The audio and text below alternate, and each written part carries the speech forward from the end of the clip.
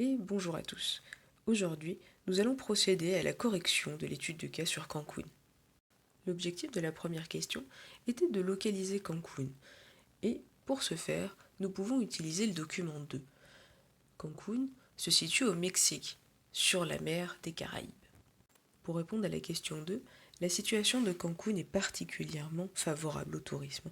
En effet, on peut supposer qu'il y a un ensoleillement particulièrement intéressant du fait de la proximité du tropique du Cancer, mais également de la mer, de la plage et d'une végétation luxuriante qui est visible sur le premier document. L'organisation de la ville est visible sur le document 3 et nous pouvons remarquer en fin de compte que la ville est particulièrement fragmentée. La ville-centre, au nord, représentée en beige, est là où l'urbanisation semble être la plus dense. En bleu, nous pouvons observer des extensions de la ville à l'est vers la mer et au sud vers l'aéroport international. Enfin, la zone touristique est véritablement distincte du centre-ville et des zones d'extension. Et c'est dans cette zone touristique représentée en jaune que sont les principaux hôtels. Pour répondre à la question 4, il est nécessaire de revenir sur le deuxième document.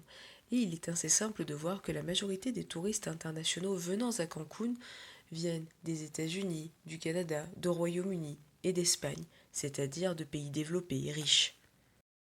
Nous pouvons supposer que la majorité des touristes ont des activités qui sont liées à l'eau, comme la baignade par exemple, ou la plaisance, c'est-à-dire la navigation de loisirs. Nous pouvons également imaginer que ces personnes venant de pays développés font particulièrement du shopping. Enfin, pour répondre à la sixième question, où on nous demande « D'après vous, le développement touristique est-il favorable aux habitants de Cancun ?», on peut répondre à la fois par oui et par non. En effet, on peut supposer que ce tourisme permet le développement d'activités, mais également de la consommation sur place. En même temps, nous pouvons supposer que si les touristes restent sur la zone touristique uniquement, sans aller dans le centre-ville de Cancun, la consommation sera fortement limitée. Enfin, sur ce document, nous pouvons voir l'évolution du paysage de Cancun et particulièrement la disparition des espaces verts pour une urbanisation particulièrement massive. Les habitants de Cancun voient alors leur environnement dégradé. Qu'avons-nous appris aujourd'hui ? Je vous propose d'organiser en fin de compte toutes ces nouvelles connaissances sous la forme d'une carte mentale. Vous pouvez donc prendre la page de votre cahier sous le format paysage. Nous avons donc vu qu'il y a des destinations et des pratiques variées du tourisme.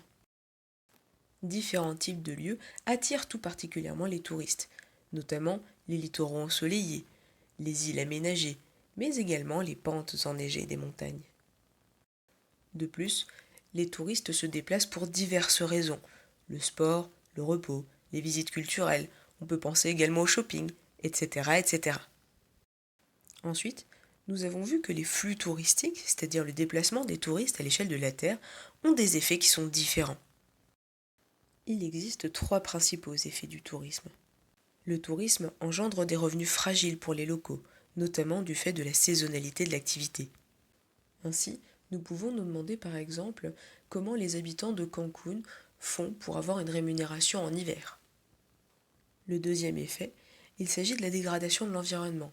Si on reprend encore une fois l'exemple de Cancun, nous avons pu voir la disparition de la forêt par exemple, et parallèlement l'extension majoritairement urbaine.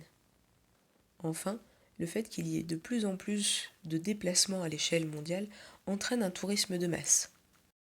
Il s'agit d'une forme de tourisme où l'on accueille un grand nombre de voyageurs dans des lieux spécifiquement aménagés. D'une manière générale, ce genre de tourisme ne coûte pas très cher pour les touristes. Nous avons donc terminé pour aujourd'hui et nous allons laisser sur notre carte mentale un petit peu de place en haut à gauche que nous allons compléter la fois suivante. Merci à tous, passez une belle journée, au revoir.